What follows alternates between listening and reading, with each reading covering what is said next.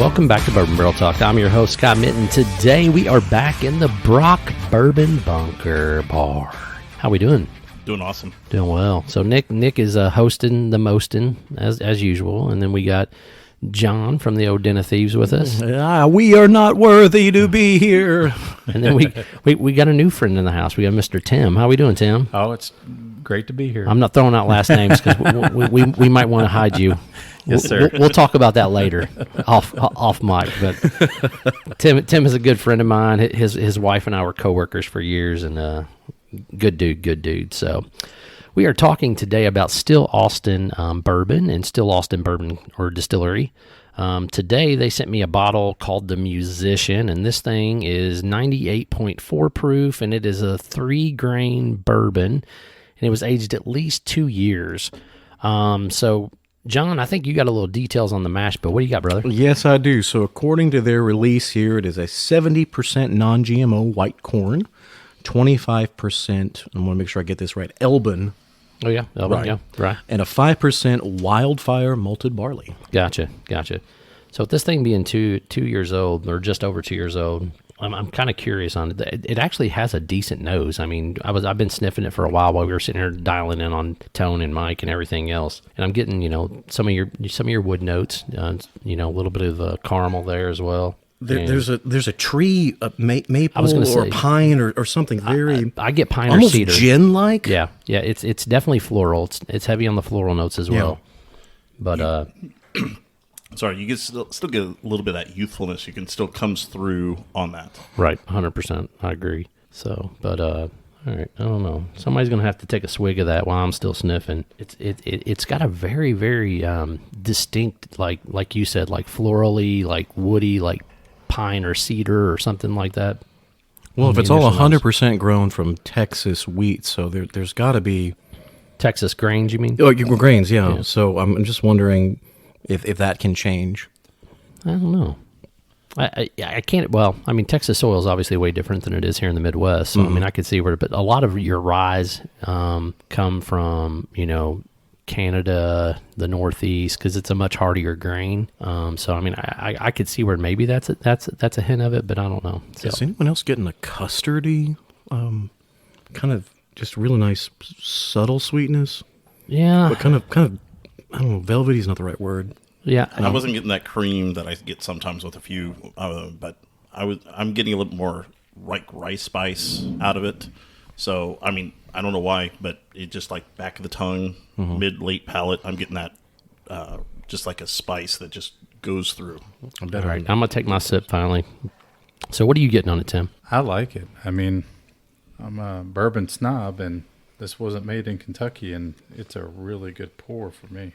Yeah, so it's got a lot of rye spice up front. It's tipping the tongue. It's got a little bit on that forefront. It's still very floral though. I don't typically like a lot of floral notes, but for a 2-year bourbon, this is solid. I'm not gonna lie. I mean, it's flavor forward. It's got enough rye. It's picked up enough of the characteristic from the barrel. But yeah, I mean, it's very, very. It's also, and I don't typically like it. It's got a touch of mint. I don't know if you're getting that or not, Nick. You're not getting any of the mint at all. I was not getting any of the mint, but I'll say that going back for the second sip, it is extremely. I call it crushable. I mean, it's not as potent on that second and third sip. Yeah, it is very easy going down on that second. Yeah, 100%. Agreed. Mm-hmm. So, the finish is super, super smooth. I mean, it's like almost no finish at all. So, I mean, it goes down like water. After it hits the back of my palate, it's done. It's front to mid, and then there's nothing in the back. I mean, it's not reminiscent of what you would consider your typical Kentucky hug. So none at all. I mean, I get a little still spice tingle left on the back of the sides of the tongue, but otherwise than that, it just kind of dies off on the finish. Gotcha. I'm gonna drop a drop of water in here, and then that way we can give this thing an assessment there. And I just hope they sell it locally. So I know that they will get this in locally. I don't know if they've hit distribution in Indiana or not, but I'm pretty sure they're going to hit Kentucky soon. That was one of the reasons they wanted me to do this review, was to get a little bit of out in front of the market and stuff like that. So just a touch of this water. So the water really, really opens up that rye on the nose and gives it a little bit of. It takes away the sweetness on the nose. What does it do for like the floral notes? Does it change that yet? It miles them out. It just they kind of flush away with adding a little bit of water. So this is probably going to be a neat pour for me. And then we also made it in a cocktail form to see how it would hold up in a cocktail. So we'll let you know about that. So a little fun fact that I have in reading about this, the label, they're going to be releasing future labels that represent different archetypes that they're calling the New Austin mythology. Yeah, so they're going to have different things that basically resonate for the Austin, Texas community. The Austinites. Yes. Yeah. Is there anything about a shout out for the distiller, the master distiller? What was his name? It was Carl or man. Actually, it's a lady, Nancy Fraley. So Nancy is the master taster. So scroll down a little bit in the notes. I remember reading. I want to say it was like Carl something or John Schreppel. that might be it. John Schreppel is the head distiller. There we go, John. Yeah. So John and Nancy. I think Nancy worked at one of the big boys here locally, like Four Roses or somebody like that for a period of time here locally in Kentucky. So that will tell you right there that she knows definitely what she's she's doing, She knows for what she's sure. doing, right? Yeah. Yeah, they didn't hire some jackleg to go in there and blend and put stuff together in that situation. So Now, interesting enough, after I put in the water, I actually got less rye spice, which is interesting. it's typically the opposite way. Yes, it is very, yeah. Yeah, it's definitely unusual to have that much going on in that situation. So for sure. Because usually that, I've always noticed that the rye spice pops more on a bourbon whenever you just put just a dab of water in it. Right. But for right now, it's Yeah. combat spice. Yeah, and then like I said, the floral notes almost went completely away. All right, cocktail time. So what'd you make for us, John? This is a Johnny Boy Old Fashioned. I was about to say, it smells like an old fashioned to me. Well, there were some very key ingredients that I've never gotten to use before. We normally use the orange peel, Okay. but there was an orange extract that I was able to use. Okay. So that gave it, and I think it actually, it comes through as you're drinking it as opposed to just right up on the nose. So yeah, I had a little bit of this, and there's something called baker's sugar. Didn't know that existed. Yep. So we're doing a little, simple syrup and Baker's a couple sugar. bitters, and that's it. Yep. Just a simple Johnny Boy fashion. Yep. But solid old fashioned. I will say that the cocktail, the bourbon gets lost in it. It does. Yep. The orange is kind of overpowering it a little bit. But yeah, I'm not getting much of the bourbon flavors that I was priorly with that. Yeah, I don't know if it's the proof either. Like maybe just And it's been on some the ice 98 for proof. a Yeah. few minutes, so that might be. Yeah, no, I mean, we've been talking for a while and they've been sitting there, but I mean, it's still a good cocktail. So it goes in a cocktail. I just don't know that I don't know that the proof level or the spice that's on that rye will hold up to certain cocktails. Do you feel like that's pretty typical of anything 2 years in that age range? Possibly. And it might be because there's not enough oak or there's not enough of, some other, spice or something that you're missing typically in that situation. But I found some things, especially if it's a rye whiskey, 2 years is plenty of time to do what it needs to do to stand up against a cocktail. But in this situation, it might be just the fact that, white corn too. I mean, when you do white corn, it has some other complexities that, yellow corn doesn't have. So there's lots of things that can maybe make this a little bit different on how it holds up to a cocktail. I would imagine because also it doesn't have much of a finish on the actual bourbon itself, might not let it hold up very much to a It just cocktail as disappears well. like Yeah. it does when you're drinking it neat. Yes. Gotcha. Yep. So I think you did a great job with the cocktail, and I think Thank this you, will thank get you. more women to drink bourbon. Oh, yes. It's you don't even taste the bourbon. yep. I mean, the nickname for me in the Den of Thieves is the panty dropper. So whether that's I think ladies or my own, I'll might have leave been- you to decide. That might have been a self-imposed nickname. I don't recall ever We saying- didn't vote that in the last episode. Very good cocktail, though. Fair Thank you. enough. It's Fair enough. good. It's very good. All right, so I think the price point on these things are going to be between $30 and $50, whether they're regular or barrel strength. So that being said, to me, this is definitely a buy at $30. I'd need to taste the barrel strength to see exactly where that's going to run at. But I mean, $30 to $50 seems like it's in a wheelhouse of I think that this is definitely a viable pour. Like I said, cocktail wise, I don't know that I would make it into a cocktail, but I preferred it neat than with water. I don't know. But what about you, Tim? It's very, very good. I would highly recommend buy this when it gets to a store near you. Did you prefer it neat or with a Neat, little water? definitely neat. Okay, neat. All right, I'm a neat guy. Nick.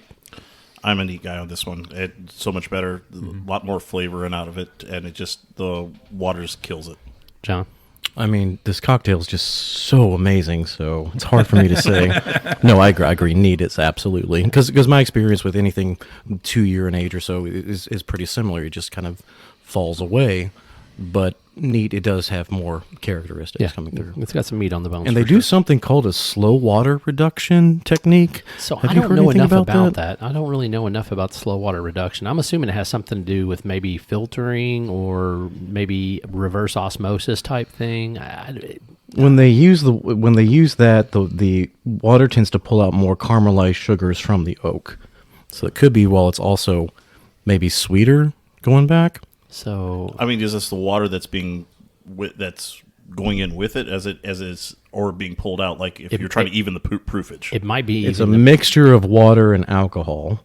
Because that's what all spirits are saying is so. Gotcha. So it's probably what they're using to proof down the alcohol. It's the soluble flavor components as well. Gotcha. Yeah. All right. So that's definitely different. So, and they're in Austin, Texas. And you said, what did they give you any inkling or of what the new labels are going to be or what they're called or any of that stuff as far as, like you said, the Austinite type thing? Or Absolutely. So according to this article, they've got some future archetypes such as the naturalist, the writer, the visionary, and the artist. So do they say what those are? Are they 4 grains? Are they rye whiskeys? Is this mention any of those Don't things? say a thing. Okay. Nope. Just in new bottles that they're giving out to the public. Yep. And I think this one won double silver in San Francisco, and then I see a silver certified. Oh, that's the Texas certified. So it's like we said, it's grain to glass. So and I love that. I love it whenever you can get something that runs that way. And the lead distiller, John, doing a great job up there, man. We appreciate what you're doing.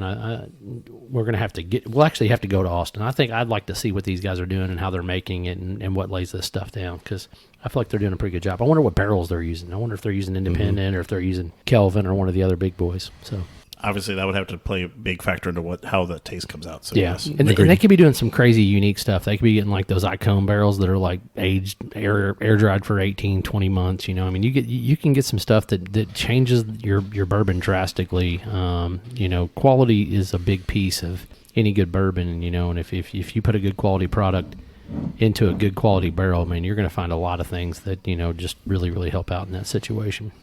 Yeah, it makes me wonder if they're going to do like limestone, where they do the micro barrels, where they just do the small batch. Yeah, barrels. like the 24. Yep. Yep. No, I definitely support going to Austin because it's just like Vegas. Is it really? What happens in Austin stays in The Austin. live music capital of the world, apparently.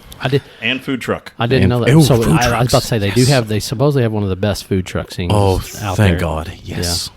I think I remember on what was it, the Great Food Truck Race? Okay. They stopped in Austin and like they had some Korean like taco food truck thing that was there, dude, and like everybody's like, this is the place, blah blah blah. Like they had like eggs on the tacos, and I was just like, dude, I would just straight crush that. So I will say I've been there. It's very good. I went there for back whenever they had Dell World there. I mean, I'm in IT, so we went there a few times. I was about to say, we're not talking nerd speak. I know. Sorry. Start talking about Well, this is kind of nerd speak, just a totally different subject. This is bourbon nerd Bourbon speak. nerd speak. We're not talking computer. Now, somebody on the podcast is like, oh, I know exactly what he's talking about. Delaware. I've been there 7 times. You're going to get called out, Scott. I will. Somebody's gonna hit me on the DM on the old Insta chat, and they're like, Scott, why do you not know what Delaware is? I'm like, because I'm not a nerd. I don't know. Nick's a good nerd though, so we'll take his nerdiness with it. So Appreciate it. So still Austin, solid bottle overall. You know, I think it's definitely a buy at the price point they're looking at. The musician, if you want it, we're going to put a picture up with this podcast out on Facebook, Instagram, all those good things. That's one of the ways you can contact us is through Facebook, Instagram, or Twitter. You can also hit us at bourbonbarreltalk@gmail.com. This is Scott, Nick, John, and Tim signing off. Peace out.